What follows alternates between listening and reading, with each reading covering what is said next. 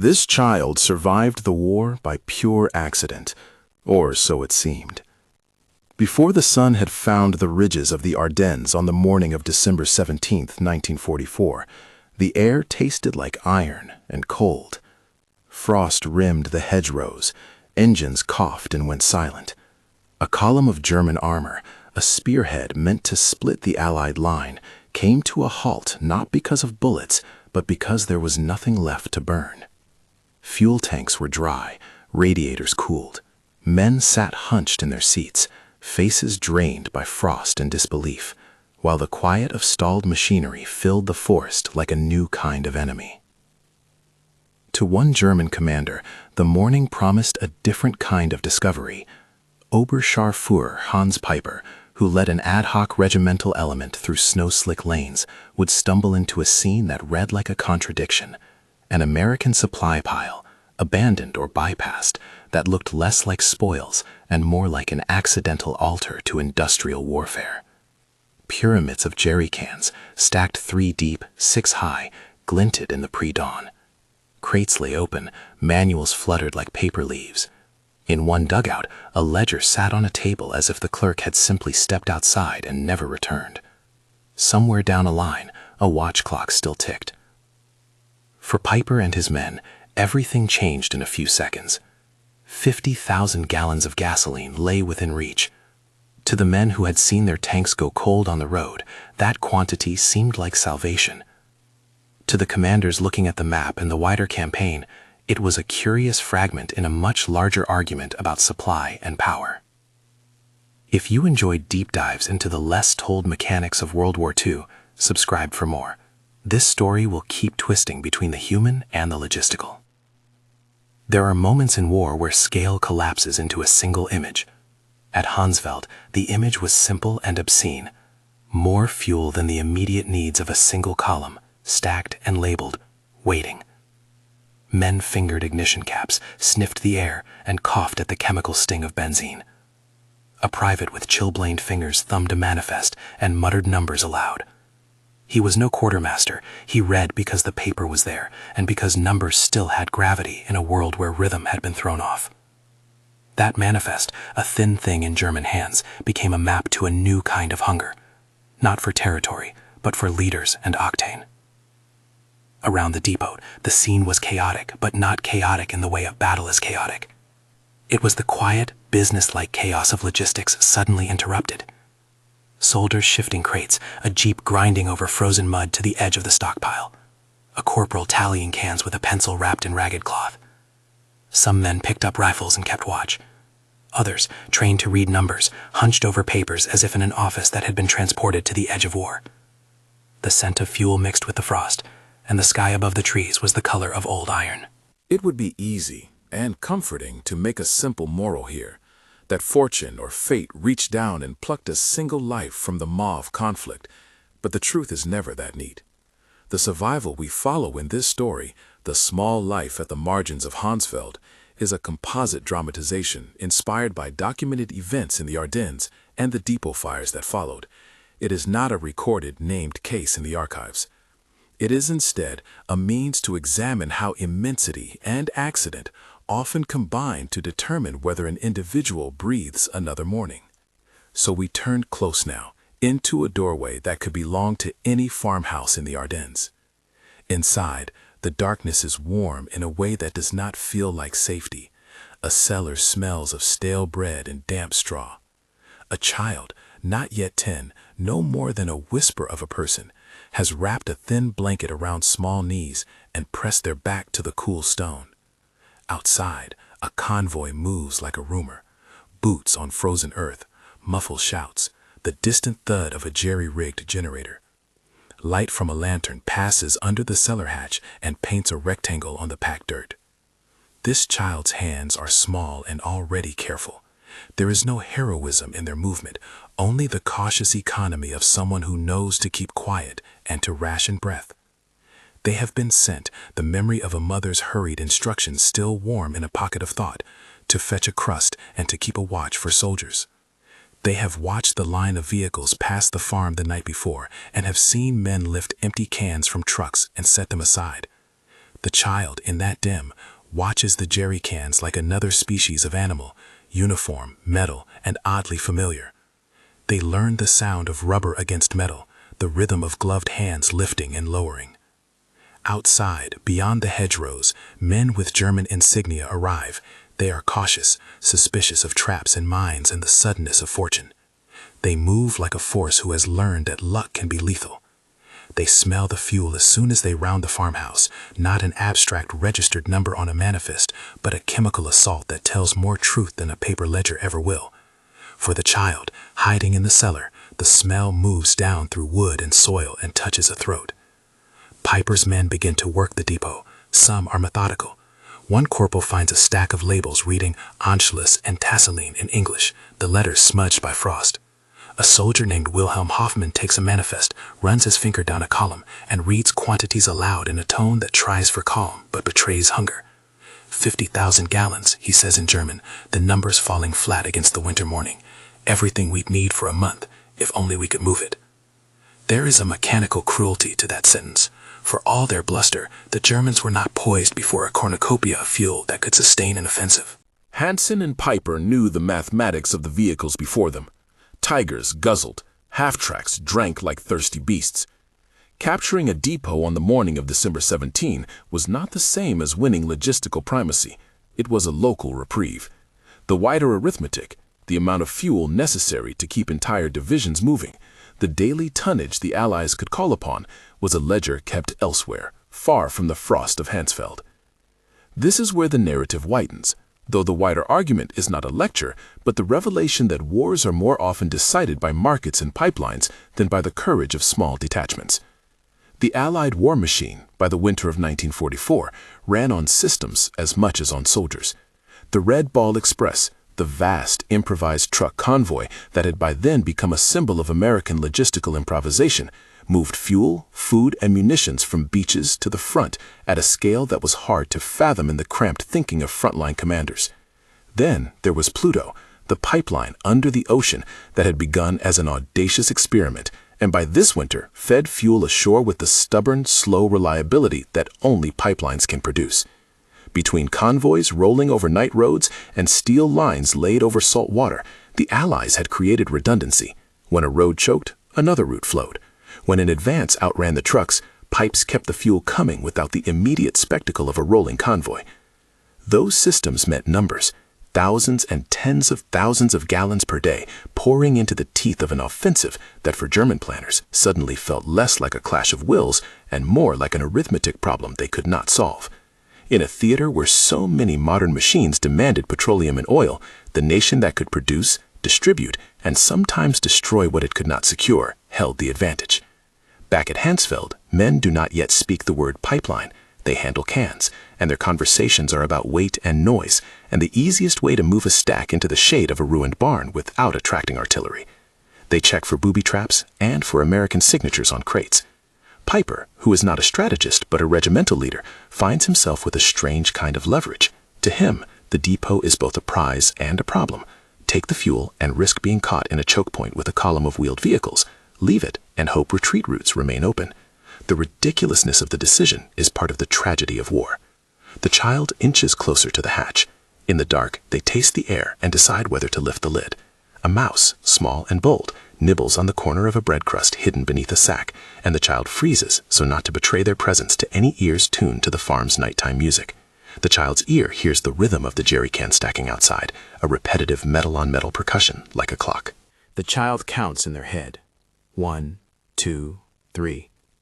When someone speaks the word gallon outside, it sounds like a language the child does not yet understand. While the small tableau unfolds at ground level, the gears of higher command are already turning. News of an abandoned American supply site would travel, but so would the knowledge that the Allies had a backup plan for most such losses.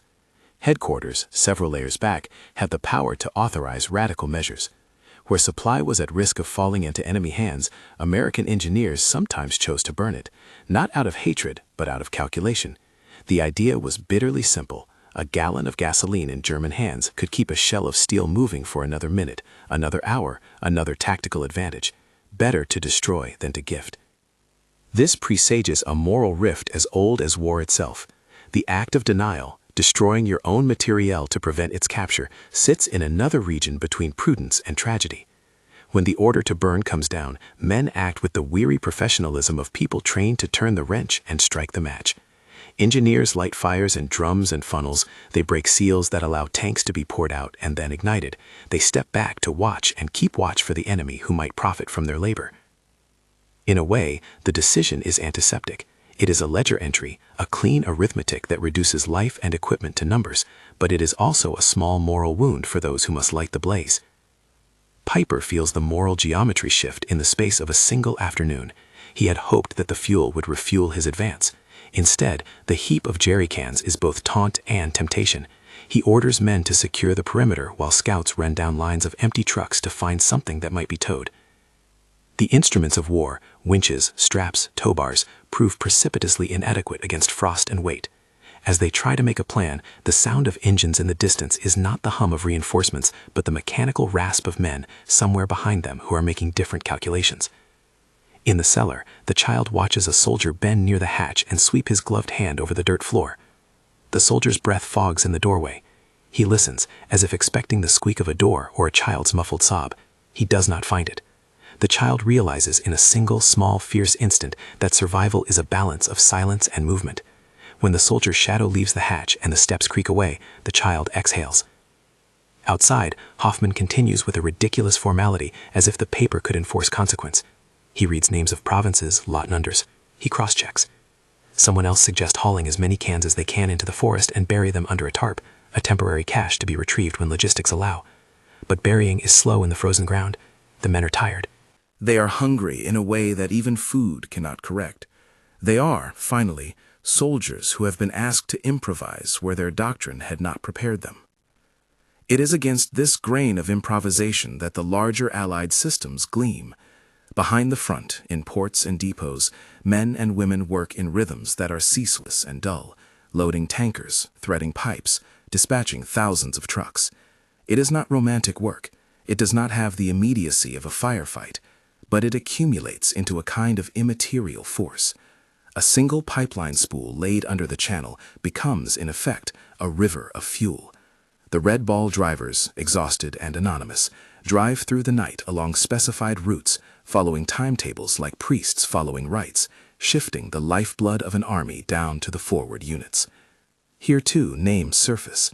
Technical Sergeant Paul Solis, a figure known in after-action notes for his insistence on redundancies, sent patrols to mark side roads and to scout for blackout threats. Captain John Brewster, a quartermaster who would later paraphrase in a few lines of a dispatch that "we did not win every road, we won the ability to move," had his own logbooks scrawled in the churn of logistics. These are the quiet bureaucrats of a war of motion. They do not make speeches, they make manifests. They are less visible to the camera than a Sherman or a Tiger, but their ink moves mountains. The child, however, has none of this perspective. The child has hunger, curiosity, and a lungful of fear. In the early hours, the child crawls to the hatch, eyes finding a sliver of landscape. They see men in German uniforms bending over cans. One man, whose face is set in a particular way that will become a memory later, stern and unexpectedly soft-eyed, lifts a small tin of condensed milk and holds it up as if to inspect it for signs of sabotage.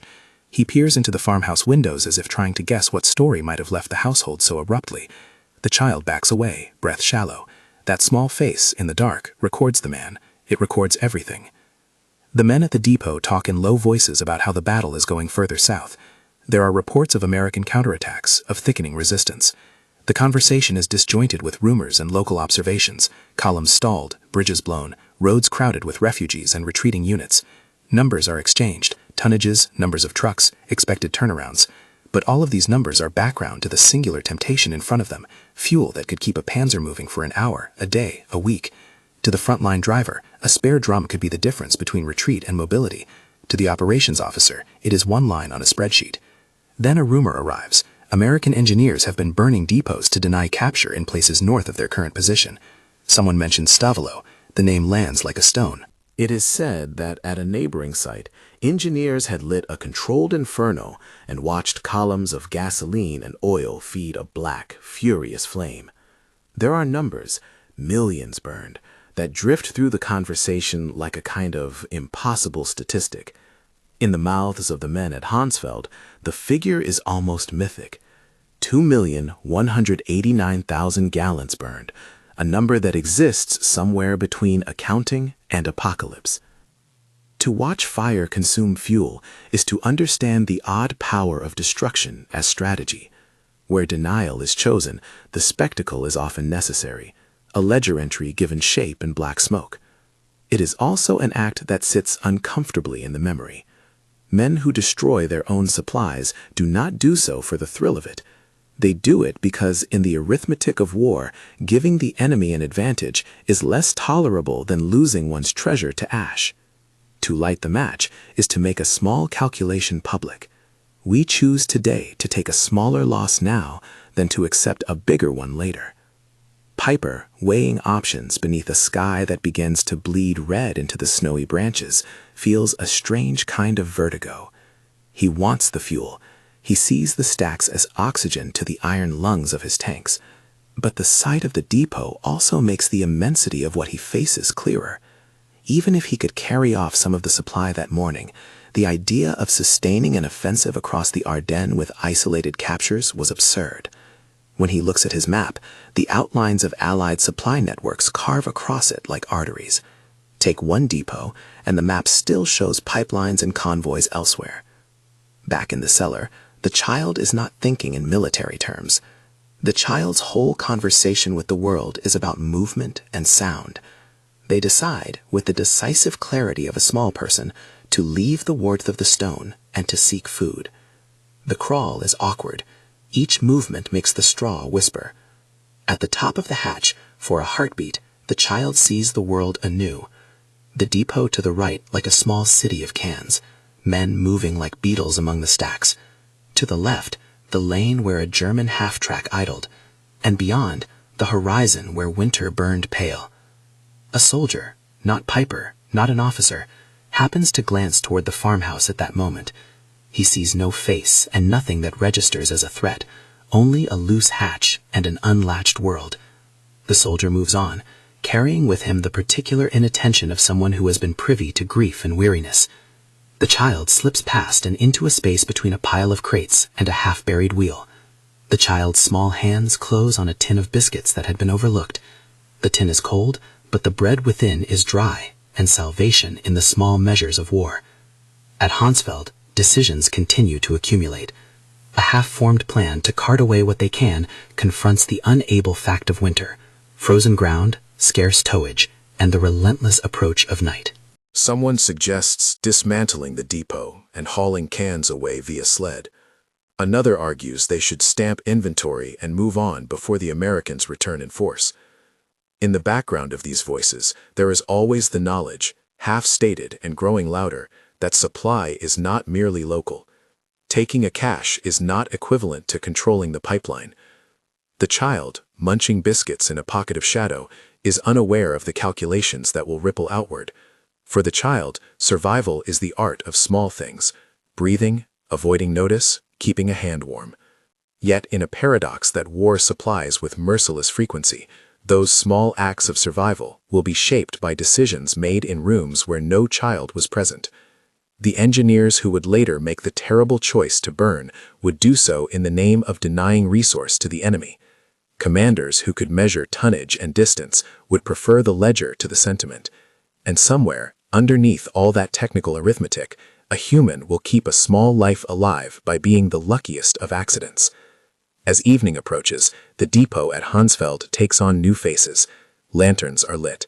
Men carry what they can into the shelter of barns and trenches. Others build small, controlled fires to melt ice off fittings and to warm fingers. The smell of burned oil, when the first drums are lit to make way, moves across the snow like a rumor of consumption.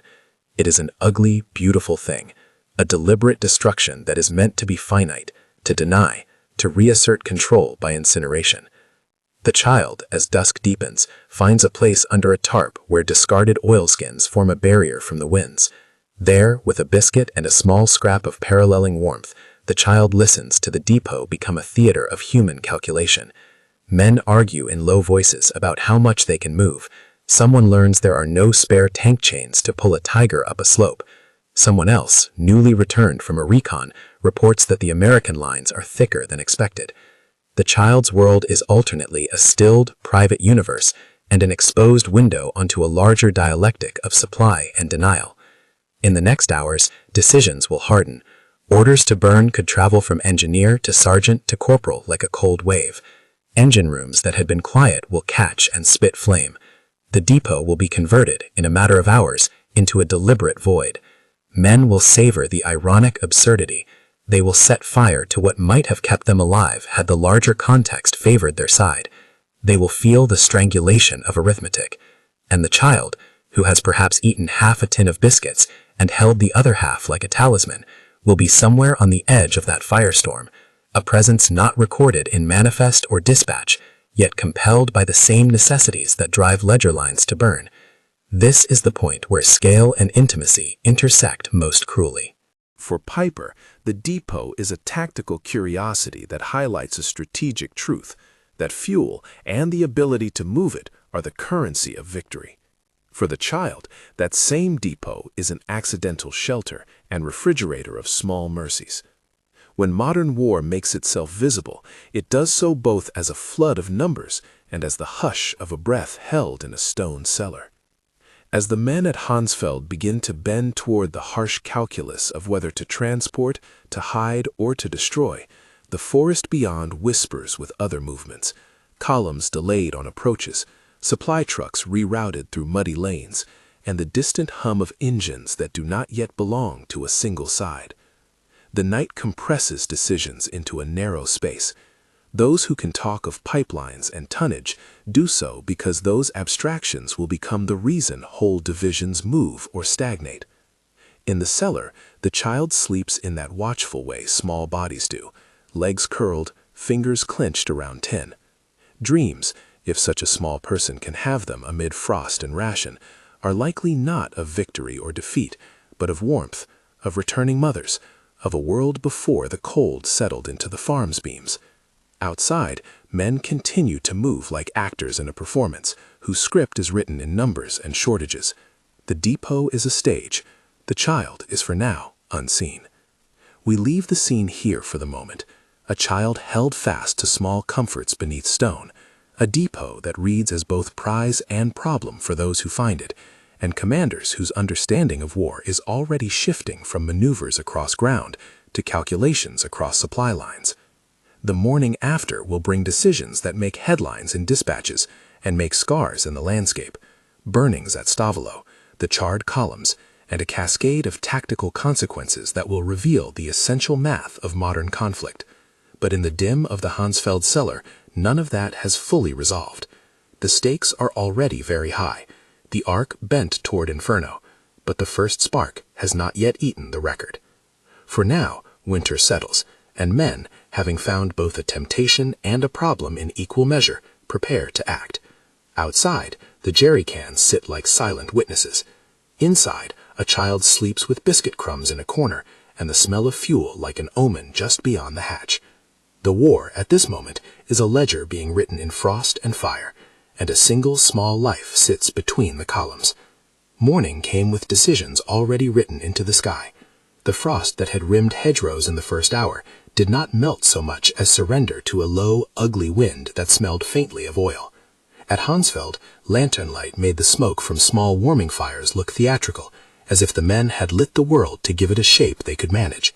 Decisions that night were not debated in the way a council debates strategy. They arrived as orders, as clutches of paper and signatures, as the grinding certainty of routines exercised under pressure. Piper walked the edge of the depot with a map rolled under his arm and a cigarette that he did not finish. He had the look of a man who had been given a ledger in place of a battlefield. The piles of jerry cans were a material fact, the map a moral one. For a moment, he let himself imagine what a line of fuel tigers could do. The thought was quick and instinctive, an old soldier's arithmetic. Then he had to calculate the cost. Could his fuel trains keep up? Where would he park the extra wagons? How long before Allied counterattacks cut his supply lifelines? He felt in that cold light as if the map had teeth. Reports filtered back in that afternoon from other points along the bulge. A security patrol brought a terse note. Engineers in some sectors had burned their depots rather than let them fall intact. In the haze of rumor, the number that had once been a stanza in an engineer's report grew into something like a parable. 2,189,000 gallons destroyed at Stavolo. The figure arrived then not as a statistic, but as a black plume on the horizon of the mind. Men at Hansfeld repeated it to one another in low voices, like a line from a catechism that had been rewritten in smoke. That night, as the first controlled burns began elsewhere, American engineers moved efficiently and without flourish. Their task was to make value vanish. They sealed tanks, crimped piping, tore off caps, and routed fuel into enclosures where a match would make ledger entries visible as fire. The logic was dispassionate. Deny the enemy the gain of your loss. It is hard to make the human calculus of such a decision feel clean. Those ordered to strike the match did not congratulate themselves. They were, if anything, relieved at having resolved a moral ambiguity into a tactical necessity. The spectacle that followed, fountains of black flame, drums spitting and detonating, the air roiling with an acrid oily bouquet, was the outward sign of what looked like an arithmetic judgment. Word of those infernos traveled fast enough to shake behavior. Piper, with the cold knowledge of his own shortages, felt the stations along his line of advance narrow into a corridor of impossibility. You could seize a field depot and burn your convoy trains with a few hundred drums. You could not, without an entire logistical miracle, compel a pipeline to exist where one did not. The Allied ability to flood forward with tonnages of fuel the Germans could not match loomed like a fact that invalidated local victories. It began to show in small concrete ways over the next 2 days.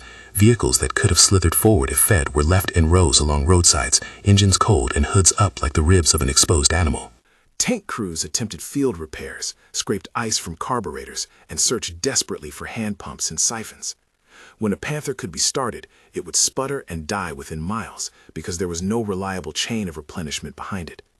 Men with grease on their hands cursed the nature of modern war, the romance of maneuver dissolving into the reality of gallons per mile. Along the supply routes, the American logistic machine, invisible to anyone who was not reading manifests and measuring tonnage, kept moving.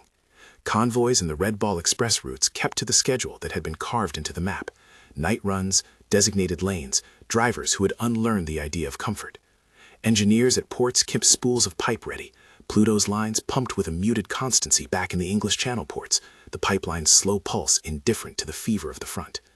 For the Allies, redundancy was the operative word. Where a road was clogged, a pipeline or an alternative route could be brought to bear. That redundancy was the superstructure on which tactical fortunes would be built or broken. Back at Hansfeld, the depot was a place of human improvisation. Men argued about how many cans could be moved before nightfall. Those who had a modicum of mechanical skill rigged sleds from broken crates in the skeletal frames of collapsed wagon bodies. Others debated whether to staple inventory labels to anything they moved in order to preserve the pretense of record-keeping. It was a world of small violences, bent wrenches, cracked legs, hands raw from metal. There were no plans grand enough to touch the broader arithmetic of the campaign. There were only urgent, improvised answers to immediate questions. The child, still a small, warm shape curled under oilskins, slept fitfully as the depot's activity shaped and reshaped the perimeter of the world. Dreams, if they visited at all, would have been of bodies and voices, perhaps of a mother who had sent them to fetch bread and never returned, perhaps of the sound of keys dropping when a door is closed for safety. At one point the child woke to the sensation of heat distant and then nearer, an abstract warmth that suggested both comfort and danger. Outside the hatch, the men had begun to drag a broken oil drum near a stack of crates. They worked with the studied, mechanical attention of people solving a problem without time to weigh all its moral consequences. Night consolidated into an action that felt inevitable. Someone would set a fire to make the depot unusable. The practice had been used before. Standing orders and field manuals kept a bureaucratic archive of denial. A man at the depot, perhaps an officer, perhaps a petty non-com, checked the horizon, felt the cold, and made a decision with the same combination of haste and inertia that characterizes many wartime choices. He could not foresee the entire arc his choice would set in motion. He could only act on the only evidence he had, that a smoky, hot pile of ruined fuel would not be taken away and used against him. When the match went down, the world rearranged itself. For those who lit the fire, the sound was partly mechanical, as fuel met flame, and partly animal, as drums ruptured and released their pent-up vapors. Black smoke rose, a column of thick anger that turned the stars into a half-remembered, inconvenient thing. Heat bloomed and then hammered outward, catching dry straw, singeing canvas, turning wood into a gradual and terrible coal. The earth took on the smell of burned petroleum, a smell that would remain in the air like a stain for days afterward. The spectacle had immediate tactical consequences. The glow of the blaze became visible for miles, a signal that invited both curiosity and caution. For Piper, watching the inferno's distant light was like watching a ledger catch fire in slow motion. He understood that the Allies could and would choose a calculus of denial that left empty fields and blackened soil. He also understood that their ability to make such choices, to destroy rather than to lose, was a function of a scale of supply he did not have. The inferno at Stavolo, once it had been set, extended its own logic. Engineers who had escorted the burning hermetically sealed surrounding areas to make retrieval impossible. They scraped containers, stomped lids, and watched. Later, official reports would list 1,000 practicalities of such an operation. Here, in the raw present, it was just a regimented set of acts that served a single grim purpose. Freed from the burden of sentiment, the act of denial took on the look of a mechanical ritual. At the same time, elsewhere on the Ardennes' broken lanes, German units stalled and looked for ways to circumvent an enemy whose logistics were mercilessly efficient. A tank that had gas to reach the next town might have been the fulcrum of a breakthrough. Without steady supplies, though, breakthroughs became pinpricks of speed that could not be sustained. Men turned their faces to the maps in the light of kerosene lamps and tried to make arithmetic feel like chance. There was also a quieter consequence, the moral residue left behind by burning supplies.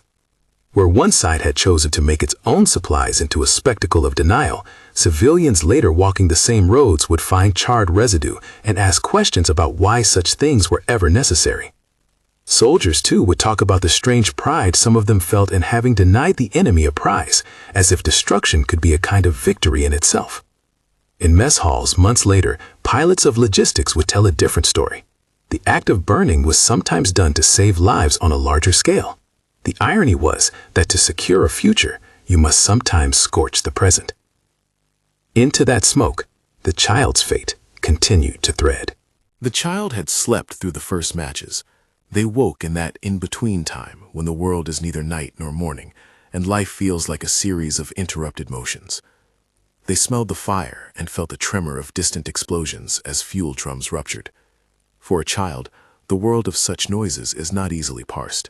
Each sound bent the child's small understanding into shapes of fear and resourcefulness. The child crept out from under the oilskins and found, nestled among crates, the empty bed of a half-constructed shelter. They placed their biscuits in there, clutched it like a token, and listened. Chance continued to play a brutal role. A German sentry, called away by an urgent need to help another party with a broken axle, left his post unexamined. Another man lingered at a different stack, distracted by the taste of a small stolen cigarette. Small human lapses, a glance taken in the wrong direction, a hand moved to scratch an itch, multiplied into a sliver of survivability. The child moved like a shadow and found a pocket in the depot's chaos where they could sit, small and almost invisible. They were not rescued so much as not noticed. For an hour, they rode the coattails of other people's busy, consequential mistakes. Later, when historians or journalists would read reports and try to stitch a clean cause and effect, that hour would be prime evidence of the randomness of survival. One line in an after-action note could not convey that the child had been overlooked because a man had to close a leaking can or because someone decided a pile of crates was more urgent than a hatch. Survival was often thus, the product of small, unrecorded human motions layered atop systems of supply and denial. As the hours stretched, Allied scouts, Red Ball convoys moving under orders that prioritized speed and predictability, saw smoke and reported it. A detachment of engineers, watching for signs of enemy salvage operations, pushed toward the burned areas, curious whether anything could still be recovered. Into the burned landscape they found the blackened remnants and the puddles of congealed oil that had cooled to the touch like obscene glass. In the margins of that scene, the child's outline was finally noted. That moment was not a cinematic rescue. There was no sweeping music or dramatic lifting of a small body into the arms of a hero. A driver, up to his elbows in the grime of trucks, will later write in his log that he, quote, found a small figure near the crates, and that he, quote, assumed the child had been abandoned. He describes carrying the child, not in a lyric of mercy, but as an act of practical care that needed to be performed. Protect the child, hand them off to a medical tent, move on. A technical sergeant, perhaps Paul Solis, whose insistence on redundancy had become a quiet legend in logistics rooms, coordinated to have the child seen to the nearest field aid station.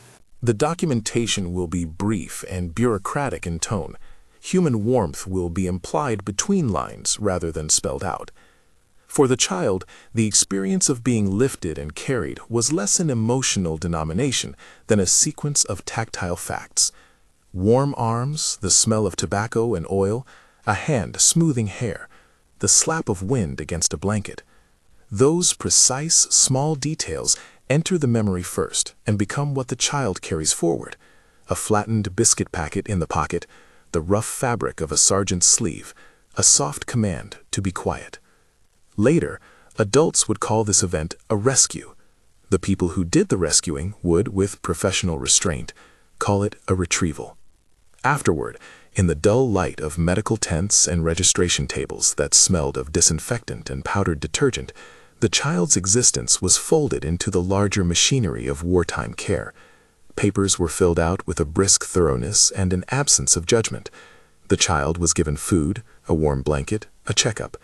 People in the white aprons and military insignia smiled with procedure more than sentiment. They had been prepared, in training and in habit, to treat human lives as problems to be addressed efficiently so that other lives could keep moving. That efficiency is the other face of industrialized war, not only the capacity to fuel millions of gallons or to destroy them, but also the systems that processed the living wreckage that such decisions left behind. An army that could move fuel by the thousand could also set up field hospitals and record-keeping systems to address those who survived. Thus, while the child's survival looked like accident from below, from above, it was entangled with a web of practices, supply convoys that made patrols possible, medical tents staffed because logistic trains carried bandages and disinfectant, and transportation nodes that allowed a small life to be moved from danger into care. Piper's observation of the child being carried away was bitter in a way that history will later find instructive. He had come to the depot seeking fuel and found instead the realization that the enemy could afford to burn and maintain systems of replacement that Germany, under the strain of two fronts and a constricted economy, could not. He watched that small figure, the microcosm of civilian life, removed with the calm of a machine operating as intended. In that removal, he saw, perhaps for the first time in a way that felt like shame, how the calculus of modern war prioritized systems over faces. In the weeks that followed, the Ardennes campaign would bend toward a stubborn counterattack and eventual failure for the German offensive. The immobility of the tanks that had flirted with breakthrough, the inability to sustain fuel deliveries, and the relentless arrival of Allied reinforcements all contributed to an outcome that looked inevitable in hindsight, but was contested in the cold detail of each day's movement. Historians trace the campaign's collapse to many factors: intelligence warnings, rough weather, the disposition of reserves. But the arithmetic of petroleum, who could move it, deliver it, or deny it, was an undeniable vector in the trajectory. Piper's column retreated not with the tragic nobility of a valiant last stand, but with the pragmatic exhaustion of units that had been chewed by logistics. Panthers were abandoned, not burnt in splendid defiance, but left with hatches open and personal effects inside. Men walked for miles carrying what they could. The pictures left behind are small and precise: empty fields pocked with tracks, the occasional overturned vehicle, the modern detritus of a conflict whose scale made individual stories both less and more visible at once. Malmedy, mentioned careful and low by soldiers who had heard rumors and seen the signs of chaos, hung in conversations like a wounded name. The mention of it in dispatches was factual and circumspect. Those who survived the Ardennes sometimes spoke of such events with the kind of omission that suggests depth of pain. Others did not speak at all. It was one of many incidents that reminded everyone involved that strategic necessity could not be divorced from human cost. As the campaign cooled into its aftermath, and as the maps were redrawn in headquarters and in the notebooks of quartermasters, the child's story translated into a quiet notation. The child was one life among many that could be counted in manifest and documented in a ledger entry. Yet the image of a small figure curling under oilskins in the cold beneath Hansfeld's depot lingered in the accounts of those who had been there. Some wrote of it as a sign of human resilience, others as an example of the odd geometry of survival. Commanders like Piper thought in larger terms. The event showed the limits of what local action could accomplish. The moral lesson, if one can consign a complex set of human behaviors and industrial maneuvers to a single moral, was not that the child's life was saved by chance alone, or that it was an inevitable product of planning. It was both accident and system. Chance had made a sequence of human lapses and small mercies that allowed the child to avoid being noticed amid the depot's bustle. System had ensured that there were medical tents to receive the child and logistical routes to carry them out of harm's way. The paradox captured in the title returns here. The child's survival reads like accident until one traces the threads that tie that accident to the machinery of war. In the years after the war, veterans would recall Hansfeld, Stavelo, and the strange burned poetry of denial with tones that combined pride, regret, and several shades of embarrassment. They would tell young students and reporters that they had done what had to be done.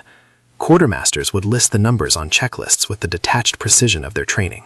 And some of those who had been there, commanders, drivers, engineers, would remember in quieter moments the small moments of human contact, the biscuit given, a child's eyes glancing up at a passing soldier, the hand that smoothed hair to calm a breathing body. For the child, assuming a future where memory holds and language grows to hold it, the story would be stitched into a life in ways ordinary people might not guess.